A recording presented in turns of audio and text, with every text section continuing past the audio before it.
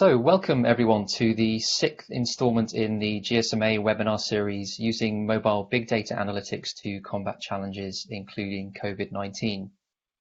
My name is Rob Childs. I'm the Strategic Engagement Lead for the GSMA's AI for Impact initiative, and I'll be hosting today's session for you. For those of you joining us for the first time, these sessions were conceived as a means to support and share knowledge, to showcase some of the great work already being done in this area, but also to help those that are new to develop a foundation level of understanding on how to establish the provision and use of mobile big data analytics services. Before we move to look at today's agenda, I'd like to highlight that this initiative has been funded by UK aid from the UK government and is supported by the GSMA and its members. And I'd also point out that the views expressed within do not necessarily reflect the UK government's official policies. So, as already mentioned, this webinar is the sixth in our series. In the earlier installments, we've set out the main considerations and best practice principles for mobile operators and governments that are looking to develop and adopt impactful products and services to aid their decision making. So today, building on these, under our theme, Mobile Big Data Analytics from Theory to Application, we will focus on AI for Impact's ongoing in-country engagement activities, where with Foreign and Commonwealth Development Office funding from UK government, AI for Impact has been supporting collaborative projects between governments and mobile operators in response to COVID-19. To set the scene, I will begin with an overview of the AI for Impact team's activities before we focus in on a more detailed view of efforts being undertaken in Rwanda, which is the location for one of our collaborative projects. To help with this, I'll be welcoming Joe Gilbert, who's the AI for Impact Technical Platforms and Services Lead, who, as part of the Rwanda in-country support team, Joe will be able to share with us from the AI for Impact's perspective the ongoing work being done there. And then we'll be joined by Angelos Munezero, who is the Public Sector Digitization Analyst from the Ministry of ICT and Innovation in Rwanda. And Angelos will be joining us for a virtual fireside chat to discuss the collaboration from the government and user perspective. And Angelos will also be sharing with us other perspectives on the activity to date, but also the ambitions there for future use. Following these discussions, we have the opportunity for yourselves, the audience, to ask questions to both Joe and Angelos. And finally, to close, we will let you know where you can access further information in support of the best practices proposed in the series. So let's begin with a quick recap for those that are perhaps new to us around the AI for Impact initiative. So the AI for Impact initiative launched in 2017 with the aim to scale up mobile big data analytics and artificial intelligence for the UN Sustainable Development Goals. This is supported by a task force of 21 mobile operators from around the world and an advisory panel of 12 UN agencies and other global partners. At the global level, we work to establish a common framework for implementing mobile big data projects, defining the technical, commercial, ecosystem needs, as well as the privacy and ethical requirements to deliver sustainable products and services. At the more local level, the initiative delivers cross-sector collaborations, where we bring operators, governments, and partners together to deliver products and unlock market opportunities. So from the outset of the COVID-19 pandemic, the GSMA's AI for Impact initiative has been sharing knowledge, best practices, privacy principles to support this. And to support this, we have established our webinar series. If you weren't able to join us for the earlier editions, I would encourage you to visit those. Recordings of them are available online, and you can use the webinar link on the slide in front of you, and I'll share that link again with you at the conclusion of today's session. But as a brief recap, the first edition provided an overview of mobile big data analytics, so explaining what we mean when we're talking about mobile big data analytics and AI products and services. In short, that is mobile operators leveraging aggregated, non-identifiable mobile network data, and then combining this with other third-party data sets, applying advanced analytics, and packaging this up into meaningful tools. and these tools can then aid government agencies in evaluating, planning, and decision making. We then moved into 4 further deep dive sessions, which cover the best practices and capabilities that are foundational components and building on the AI for impact experiences learnt to date. The first of those was focused on privacy and policy considerations. This is as safeguarding privacy and ethics is paramount for mobile big data solutions. In this webinar, we explored with MTN how this can be realized via the principles of transparency and accountability, inclusiveness and fairness, and also security and safety. Next, the technical considerations for delivery and adoption webinar, where with Telia we shared insights into how operators are capturing billions of data points from the operation of what are vast, complex and dynamic mobile networks, and then also discussing how the processing, advanced analytics and packaging of this data is required to be able to deliver meaningful insights. Our session on sustainability and funding focused on the investment, innovation and business models required to create mobile big data and AI products and services. In this, we had contributions from PwC, Telefonica and UNICEF. And most recently then, the ecosystem stakeholders and contributions session focused on highlighting the broad range of stakeholders required to realize impactful solutions and their varying responsibilities, as discussed with partners from Orange Global team, but also Orange in the DRC. Which then brings us up to date and onto today's session, where we will be focusing on turning that theory into application. So our aim today is to bring to life many of the concepts shared and to demonstrate how the adoption of these principles can help to realize impactful products, services, and most importantly, aid the decision making of governments using mobile big data. So some context to begin that story.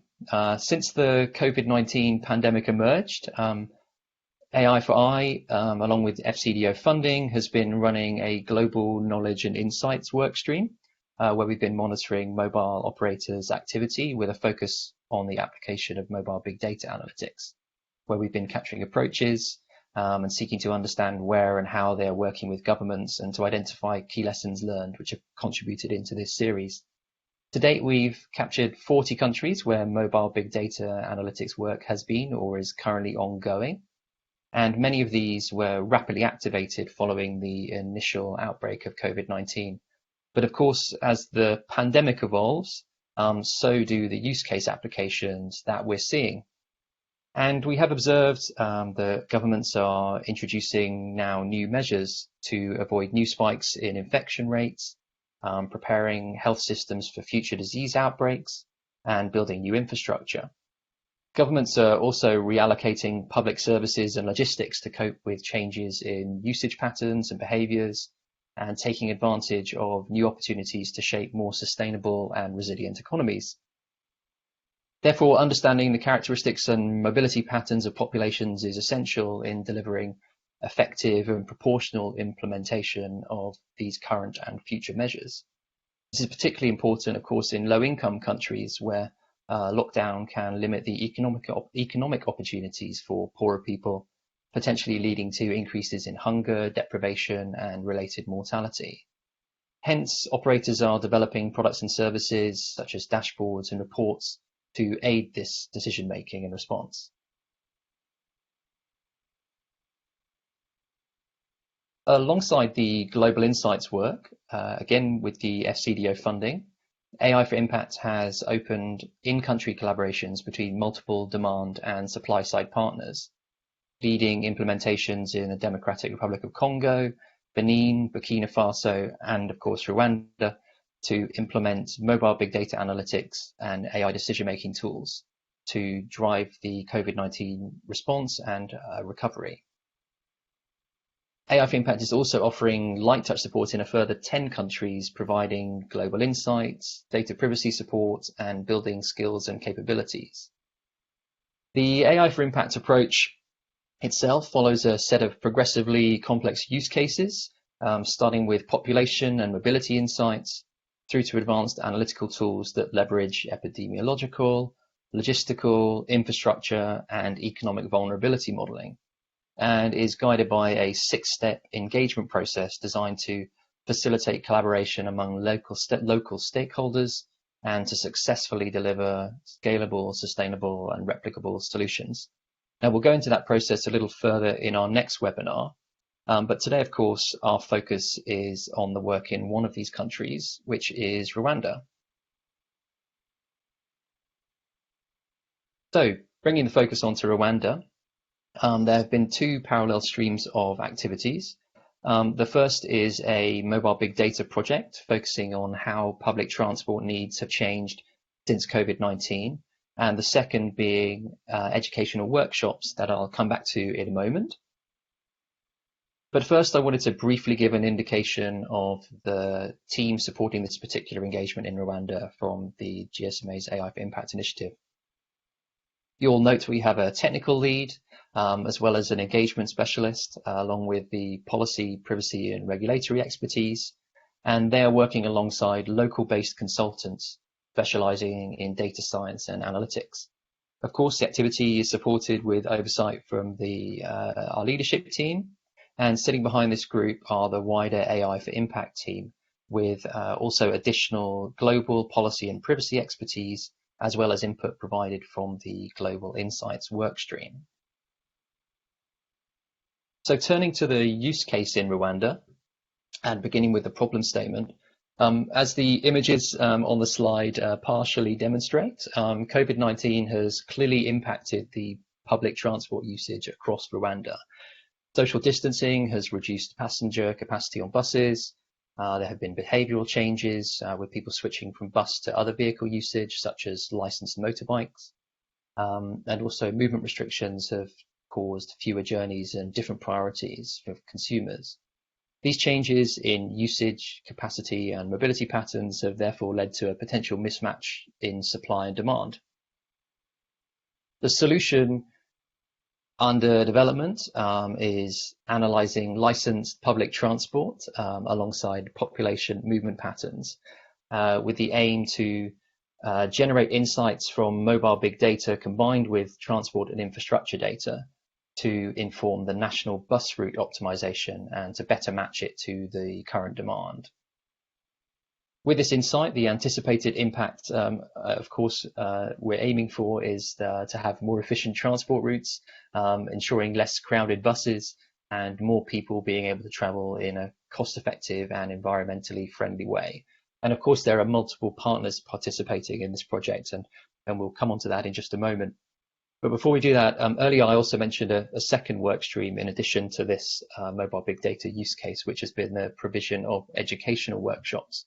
And there have been 2 key workshops run so far in this engagement.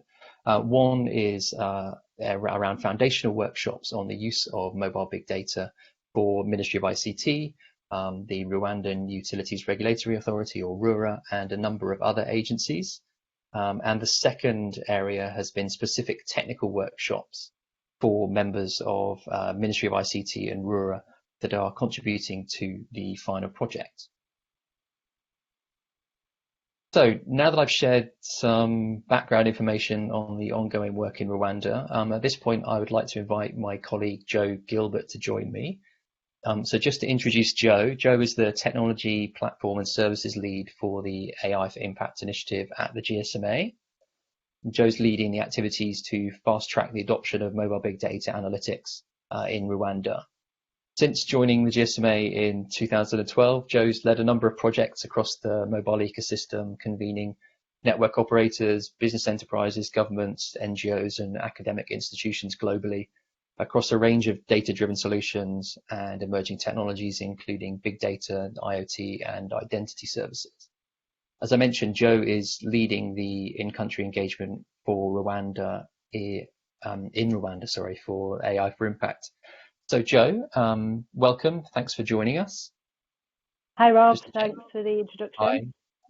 Excellent. I can hear you loud and clear, so I'm therefore hoping everyone joining us can. So the first question I'd like to ask you, Joe, obviously transport and infrastructure planning is an interesting topic and something I think is actually probably very relevant all around the world. Perhaps you can elaborate on the context on how mobile big data is being used to inform transport planning in Rwanda and how that actually came about? Yeah, sure. Yeah, absolutely. For a bit of context then, first of all, Rwanda is one of the most densely populated countries in Africa, and much of the population rely on public transport services for intercity travel. Improving these transport services is a top priority for the government, but this was actually the case, prior to the COVID-19 pandemic beginning. On the technology side, Rwanda has an ambition to develop a centre of high-tech innovation and creativity and move towards becoming a knowledge-based economy. And over the last few years, Rwanda has been building a data science capability. So that's just to set the scene. So when the GSMA first introduced the AI for Impact initiative to the government, we discussed how mobile big data analytics can deliver unique insights that can be applied to a vast range of topics. And I think on your earlier slide, Rob, you went through some of those possibilities in relation to COVID-19. So at this stage, we didn't have the transport topic pinpointed, but Ministry of ICT and Innovation was keen to explore how mobile big data analytics could inform decision making within Rwanda. So for the next step, the ministry engaged the utilities regulator, an organisation called RWRA, and actually a quick mention about RWRA. They regulate ICT, energy, water and sanitation and transport in Rwanda. And RWRA also has data science expertise within the organisation that's been developing over the recent years.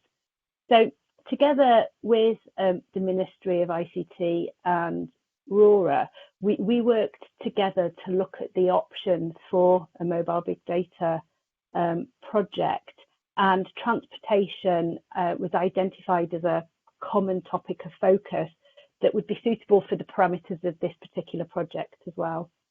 So as you've already highlighted, public transport in Rwanda has been hit as a result of COVID-19. To quickly recap what you've already said, intercity and interdistrict travel has been suspended at times. People have stayed locally. They've used walking and cycling to buy essentials and stay local.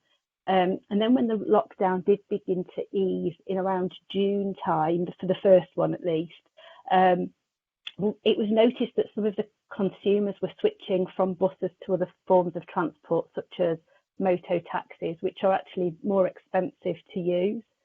And then on the buses themselves, to allow for adequate social distancing, the capacity has needed to be reduced between 30 and 50% at different times. So there are fewer spaces available for those wanting to ride. So these changes in the public transport usage and capacity led to the question, is there potentially a mismatch between the demand for public transport buses and the supply of them? And as a result, can we optimise the public transport to make the bus system more efficient, sustainable and affordable? So in September 2020, so just 5 months or so ago, we embarked on a project to generate insight using mobile big data combined with transport and infrastructure data to address those questions. So that's how we started. Brilliant, that's great. Thanks, Joe. A great introduction and context for the project. I just wanted to pick up on one of the things you mentioned. So you mentioned around the Ministry of ICT and Innovation and RWRA, the regulator. I'm conscious there were other parties involved in the project. Can you perhaps tell us a little bit more about them? Yeah, that's a really good question, actually, because we're seeing a common theme in our in-country projects, including Rwanda, and that is that the successful projects require a number of parties to work together across public and private sector to generate these valuable insights. So in the Rwandan case, for example, we're generating insights to support the ministry's policy objectives, but we have data from MTN, the network operator, providing the vital mobile data that's underpinning this. We have data scientists working on the project within RORA and within the GSMA. We have data from third parties providing bus ticketing information, for example. And then also we have the Rwanda Transport Development Agency providing really critical contextual information about the transport system that would not be known to the other parties on the project. And one of the key benefits of engaging a range of local stakeholders is to ensure that the project has a good understanding of the local context, as in that case. And that really ensures that the insights that we're creating are meaningful and applicable in the location. But not only that, having local stakeholders encourages buy-in to the project, and that's better when all parties are clear and engaged on the objectives, inputs and activities that we're undertaking. And critically, with multiple parties in country, it ensures that the knowledge is developed within the country, and that therefore increases the likelihood of the projects being either developed on further, built on projects, or replicated into other areas using the same tools and experience. But we did also have a couple of other parties to mention as well. That the project has received support from the University of Tokyo, who had an existing relationship already with RORA, and then also an organisation called Positium, a company that used mobile big data to contribute to the redesign of the Estonian public transport system. They also have provided advice and guidance on this kind of, using mobile big data in order to inform transportation insights and decisions. And then, of course, finally, I can't not mention, of course, the GSMA. So the GSMA within this project have played a coordination and advisory role in the project, but also an important part of the objective is to share the learnings and best practice, through this webinar, for example, this webinar that we're here talking at today. Excellent, thanks, Joe. So obviously a lot of stakeholders involved, and it's interesting to hear some of the points you make there, echoing some of the advice given by engagement team from Orange in our last webinar. So with so many players and participants, though, there's a level of complexity and, of course, safeguards that perhaps need to be considered. So what would you recommend from experiences around that to date in what the work you've been doing in Rwanda? Yeah, absolutely. There are absolutely safeguards to consider. I think that respecting and protecting privacy has been a really key element of the GSMA's AI for Impact initiative right from its inception. For example, you've already mentioned that we use aggregate and anonymised mobile data, for example, in order to create insights. I think what our project has done and what we'd recommend is to use the tools that we have available to us. So, for example, to support the awareness and good practice with regards to data privacy, the GSMA has established a code of conduct to ensure that operators conducting AI for Impact trials adhere to certain requirements and best practices. So I'd absolutely recommend taking a look at that code of conduct and taking that on board.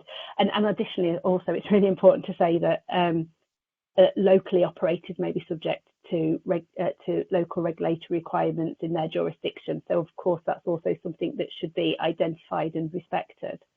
And probably in reference specifically to COVID-19 as well, I think over the last year or so since the pandemic has started, we've seen that the mobile operators have begun to receive requests to access mobile operator data in response to COVID-19, and that's kind of understandable.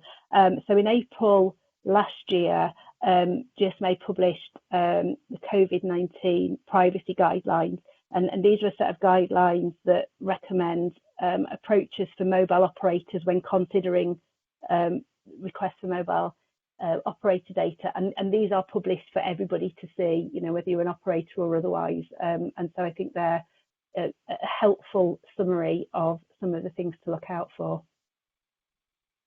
That's great. Yes, thank Joe. And I'd probably also invite our audience to look back to we had a specific webinar focusing on privacy and policy considerations. So again, that's probably a good resource for people to refer to in that context if it's something you want to find out more about. So maybe one more question before I move on to invite Angelos to participate. So you've mentioned this project obviously is focused on transportation. The aim is about making the bus system more efficient, sustainable, affordable, and so on. Can you perhaps expand for us a little bit on what the output will be and how you see it being used? Yeah, absolutely. So, we've already mentioned that there's a potential that there's been a change in demand and a change in supply of the buses over the last period since COVID-19 arrived. And operating the bus network depends on complex decisions about fleet sizes, bus model capacities, how many people can it hold, the service frequency on each route, and these need to be chosen to match, the demand for the number of people that want to travel. So in this project, we are using anonymised and aggregated mobile big data to analyse how population movement patterns have changed since the first lockdown and in the following months in Rwanda last year. So I think lockdown began mid-March time, and the restrictions started to ease from June time. So we are, as well as looking at the population movement patterns and how they've changed over that time, we're also analysing bus ridership using anonymous data on ticket sales from cross-country bus routes. And by comparing the population movement from the mobile data and to the bus ticket sales, we can identify if there's any mismatches in the availability of bus services versus actual travel habits. And then we can use this information to optimize decisions or, provide supporting advice to allow people to optimize decisions about the operations of the bus network. So, for example, where there are a number of people traveling on a particular route, if that's greater than the number of tickets that are sold for the buses, then it suggests that the route would benefit from some additional services. But similarly, if the ticket sales are not filling the bus seats available, and we're also seeing a low population movement, then that might indicate that the bus resources could be moved to a more popular route or a route that's in higher demand. So insights from the mobile data analysis will enable decision makers to deliver more efficient public transport services.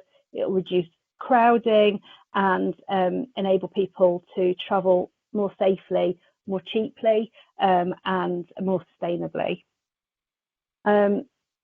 So it's probably also as well important to mention at this stage about the project that it's a very short project. It's running from September to March, and as a result of that, our scope has been quite limited to ensure that we can deliver some valuable insights in the time available. However, a really important aspect of the AI for Impact initiative and the projects is to ensure that the work can be built on and replicated. I think I've already mentioned this.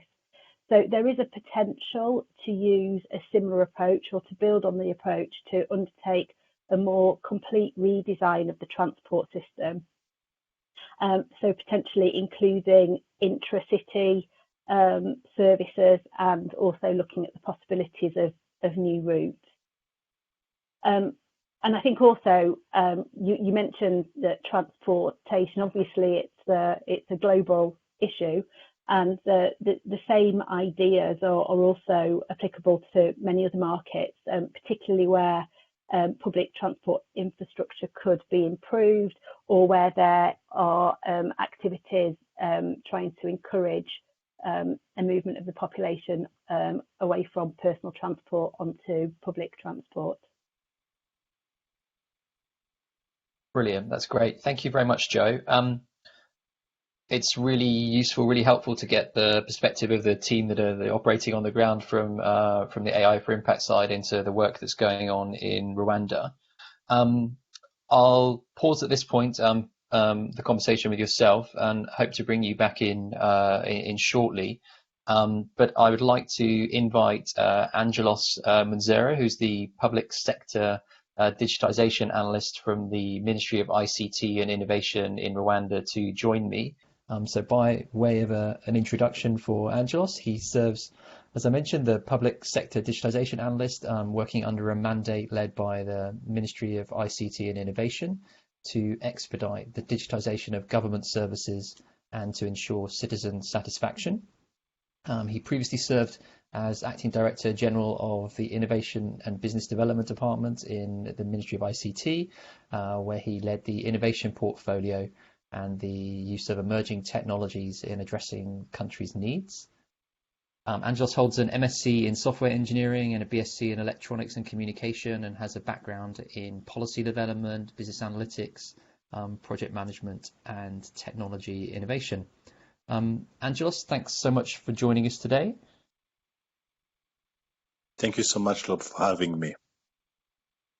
Perhaps then to begin, Joe's given us a perspective from the AI for Impact team, but really useful and valuable to have you here with us and to get your perspective from the Ministry of ICT. So perhaps to begin, can I invite you to explain the relevance of using mobile big data analytics in Rwanda, both for COVID-19 and potentially beyond that? Yes, thanks so much, Rob. I think that's a very good question. And maybe trying to answer that question, I will even bring a rationale. In 2016, our country, we've developed a data revolution policy. And this wanted to have a new avenue through which the country can be able to generate revenue by leveraging different data technologies. And this is because, of course, our country doesn't have more natural resources, and we knew that technology at least is a tool that we can leverage to benefit the country and also for our development.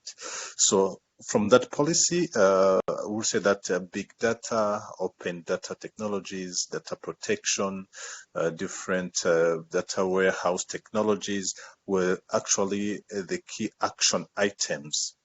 And with that background, so then when COVID-19 hit Rwanda, last year, we were at least on a step further to establish our readiness in the above areas that I've mentioned. And we knew that data could at least contribute to at least our efforts to contain the pandemic. And I would say that mobile big data analytics was among the first tools we used to contain COVID-19.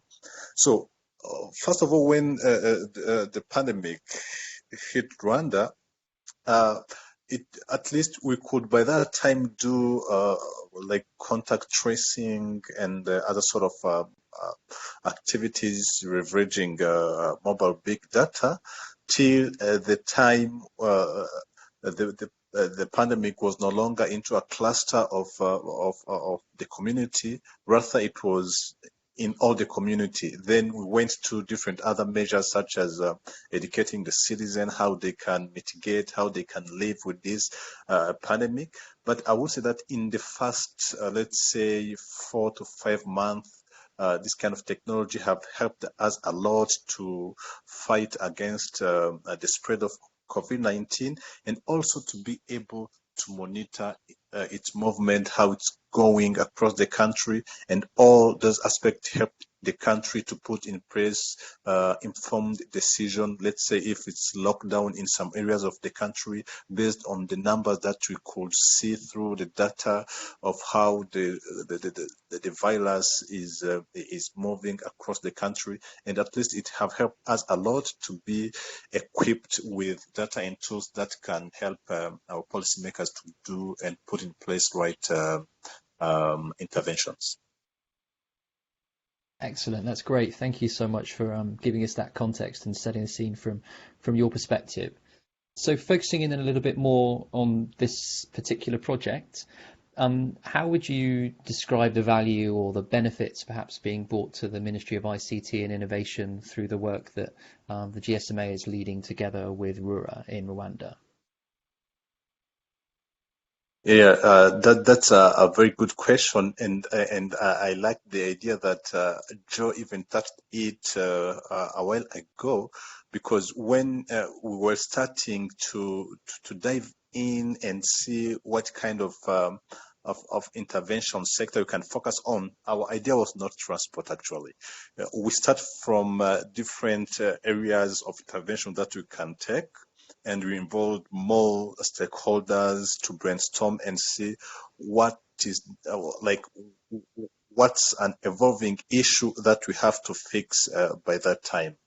So as we're alluding to all this discussion, we identified the transport sector as a major sector that we have to focus on, and this of course is in our vision, as Rwanda is the country that is leading the smart city flagship under the Smart Africa Alliance. And just to mention a bit on the Smart Africa Alliance, it's an umbrella of African countries established by heads of state and government to accelerate sustainable economic development on the continent, and also to leverage technology for development of the country, and also broadband and internet.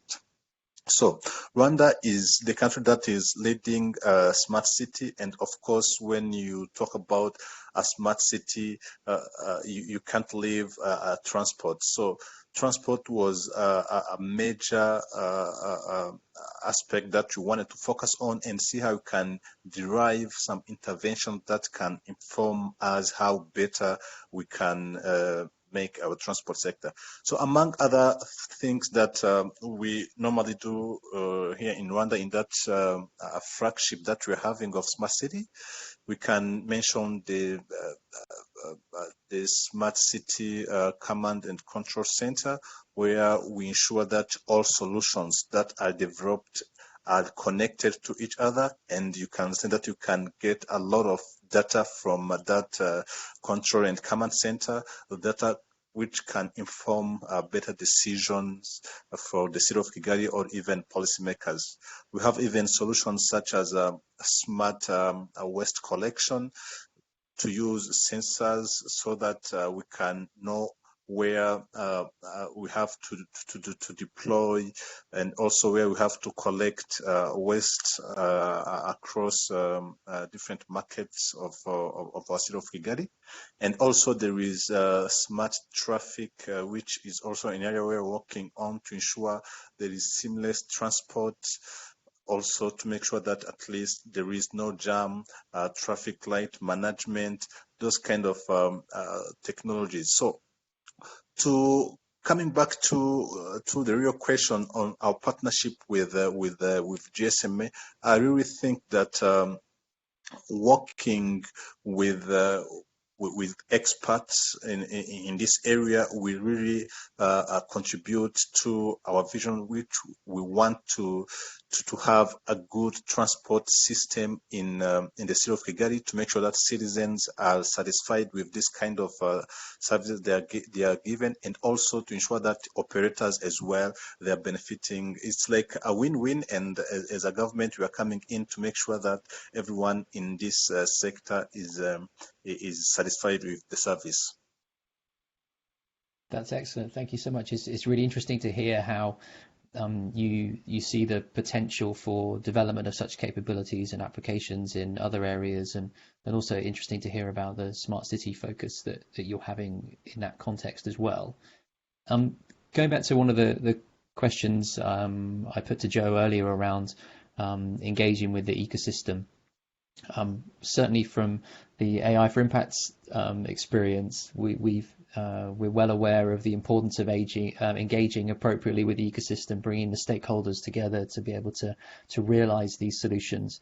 Perhaps you can tell us a little bit about your experience, the experience from your side as the government end user perspective in engaging with the ecosystem in that way, and how it's enabling you to realize progress.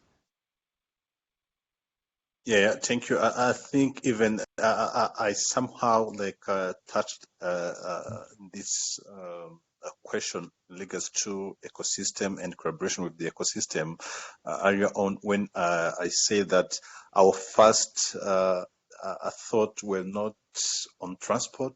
We're actually thinking on what we can do to address or to revive some of the sectors hit by COVID-19, and we realized that transport was the right sector to focus on, and that was just through collaboration, brainstorming, and engaging all partners involved. So collaboration in this exercise is keen, first of all, to ensure better decision, but also to ensure sustainability of the decision made. So you can't move in here without having actually the implementer, and people will be on a daily basis dealing with aspect of this sector. So, like giving a quick example, in Rwanda, this implementation is led by our ministry, but we are in collaboration with Rura. I think Joe explained very well Rura, which is Rwanda Utility Regulatory Authority. As well, we have the Rwanda Transport Development Agency. Also, we have the city of Kigali, as well as beneficiaries and operators. So you can understand how all we are coming together to ensure that the outcome of the project respond to the real challenge in general in our transport, and also how we include even citizens to understand their voice, so that a decision or the intervention that will get out of this analysis will respond to the real challenge that we're facing. So on top of the local partners that we're having, also we do recognize the support from FCDO, and also we do also thank you so much for your support as GSMA to actually support us in this implementation. It's true that we can have some experts in our country who are facilitating this, but also your views and the international view of how things work also have supported us so much. So I would say that an ecosystem approach, working together, is the only key solution to have sustainable and solutions that are really responding to the challenge that everyone is facing in the ecosystem. Thank you. Great, thank you, Angelos, and thanks also for your willingness and engagement as well with the GSMA. It's certainly makes the project easier to execute when we have stakeholders such as yourself involved, and the valuable contribution that you bring to that dialogue as well. Moving to a slightly different topic, we covered in one of our earlier webinars the importance of sustainability of solutions. So of course, in that context, we're talking about funding and remuneration to different parties involved. How do you see that impacting and evolving here? Yeah. Thanks, Rob. I think this is a critical and tough question about sustainability, because most of the time this kind of solution or kind of initiative happens mostly on the African continent, but its sustainability, it's an issue based on the resources that are required. So, to be honest, I think this type of engagement requires a reasonable investment, and not only even in terms of financial. People tend to think the issue is on finance, but I think this is not only the issue. We can even cite human resources, equipment. If we're talking about data centers, we're talking about reliable internet connectivity, we're talking about servers. So we have to remember that we are dealing with big data and from different sources. So the background work to structure the data, analyze them, derive good interventions, it entails a lot. It requires a lot. And however, the outcomes, again, are way more beneficial compared to the investment made. So I think when we always look finally at the outcome, we all say, oh, we should have invested in this. But when it comes to seeing the investment that are supposed to be done, and this is where most of African countries are not doing good to make sure that they start that journey, but they wait for someone to maybe invest or do that kind of work. So I think all involved stakeholders and all beneficiaries of these activities. And here we talk about government, talk about private entities, talk about development partners, we talk about citizens. I mean, everyone who is benefiting from this kind of solution of technologies has to ensure its sustainability. Of course, the government have to lead to ensure compliance with existing laws, but it can't only be the role of the government, but the sustainability of this kind of solutions needs each and everyone intervention, but the government have to take the first lead on this. Thank you. Excellent. Again, thank you so much for sharing your insights there. Perhaps to try and wrap up this section and this conversation, I wonder if you have any final recommendations for other governments that are looking to develop services and capabilities in this context using mobile big data.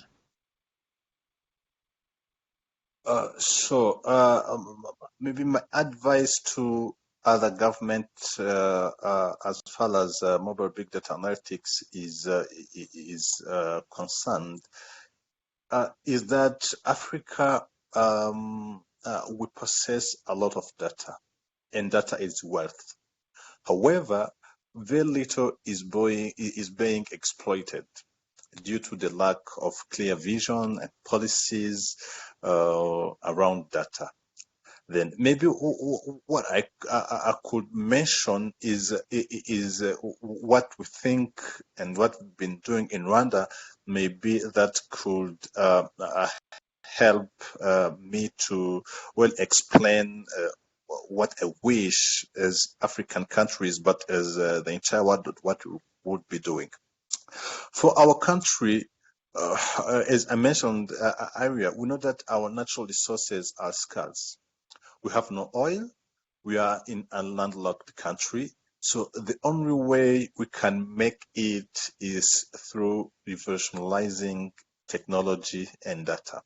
So I think this should be the aim of other governments, to invest in technology, which will later or after some time transform and benefit all other sectors. And here we talk about agriculture, health, trade, transport, among others. We can't transform the sectors without investing in data technologies, because again, we won't know what is needed on the market. We won't be informed by tangible and realistic data. So there's investment in high quality internet data centers, servers, among others that we've been talking earlier, are very needed. And as African countries, the entire world, we have to invest in them without, of course, neglecting capacity building aspect, which is very keen if we are to foster the fourth industrial revolution in African countries and the entire world. So I would say that our recommendation would be not to see where we will be in 2, 3 to 4 years, but rather have a long-term vision on where we want to go, what kind of transformation we want to do into our primary sectors, and then work backward to set and invest in needed resources so that we'll be able to achieve the vision that we've set. Mobile big data analytics, it's a tool that can allow us to reach the vision that as African countries we've set, but if not invested in, then it won't be beneficial into our context. Thank you. Thank you, Angelos. Thank you very much for your pointers there and recommendations for other governments. At this point, I'd like to bring Joe back in. Joe, I just wonder if there's anything you wanted to add into the views Angelos has shared before I have a final question for you. It's absolutely great to hear Angelos talk about it, and I think one of the really fascinating elements is the point he made about the vision for technology and how among lots of other technologies, mobile big data analytics is a critical tool, and I think one of the things that resonated with me that you talked about was by investing in technology and data, it will be able to benefit other industries and other sectors, including agriculture, etc. So, yeah, absolutely. I think one of the things that we've identified so far with the work that the AI for Impact programme has done with mobile big data is understanding how it can be applied to many different cases across many different industries. Brilliant. Thanks, Joe. Thank you also, Angelos. And Joe, maybe one more question for yourself, if you don't mind me putting you on the spot. Obviously, we've acknowledged this is an ongoing activity, but for you, what do you see as the key lessons learned at this point, or points that should be highlighted for our audience? Sure, yeah. From the in-country project that you're running, we mean. So yes, we're mid-through at the moment. We have a couple of months left to run. But in terms of the insights and highlights so far, I think the first thing to mention is that in Rwanda we have been met with huge enthusiasm and a very active engagement. The Ministry of ICT Innovation, as you've heard Angelos speak today, has been super keen to support decision making with data insights, and Rwanda have already some experience of working with big data solutions, and that's the best possible start when going into a practical in-country project. These factors, combined with the early engagement of both Ministry of ICT and Rwanda together, have helped us quickly pinpoint a common area of interest, as Angelos had said, and identify a key objective, which is really great. Right from the beginning, we kind of knew which direction we were going to head in. And mindful of our short project time frame. One of the things that we did that I think worked quite well was assign the roles and responsibilities early. And the second thing that we did was make sure that the scope was restricted to reflect the available time that we had available for this project. However, what we did want to do from the start, and we've been mindful of the whole way through, is having the objective of ensuring that all the knowledge gained is transferable. It's actually already in Rwanda as much as possible already, or it's transferable in, and it's replicable for future activities. Whether it is applied in a agricultural context, for example, this time next year. But all of that said, actually, even with this great momentum, it has still taken around 4 months to determine a specific and workable use case. So I think Angelos just mentioned that identifying, sourcing and processing the data takes a lot of effort, and it can take a lot of time, and we need this data to an extent to be able to fully explore the opportunities for the use case and what insights we can create from the data that's accessible and available. The other aspect to be aware of is data expert resources. This may be constrained, particularly if there are concurrent projects happening. And so it's important, particularly if it's seen as a priority COVID-19 related topic, for example, to understand the strategic priority of the project and then build a plan accordingly to ensure you have the resources available as you need them. But as you mentioned, we've still a couple of months of the project to run. We're making good progress, and we're really looking forward to producing the insights by the end of March for the Rwandan transportation industry. Excellent. Thank you both so much. Really valuable insights and contributions. I've got a couple of things left to do, including sharing with our audience where they can access further materials. So if you do want to find out more about the topics we've covered in today's webinar, but also those that are addressed in earlier editions in this series, we also have our AI for Impact digital toolkit, which is available online for you to access at any time.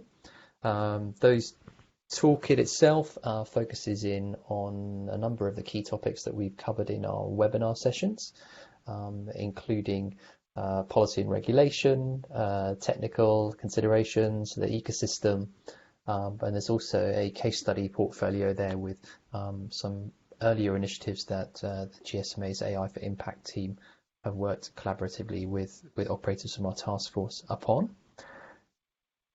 And then last thing for me to do for today's session is to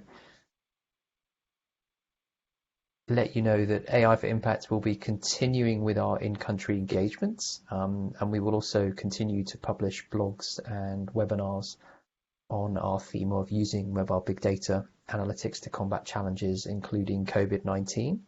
The next of those is planned for March, where we'll be taking the theme of theory to application further.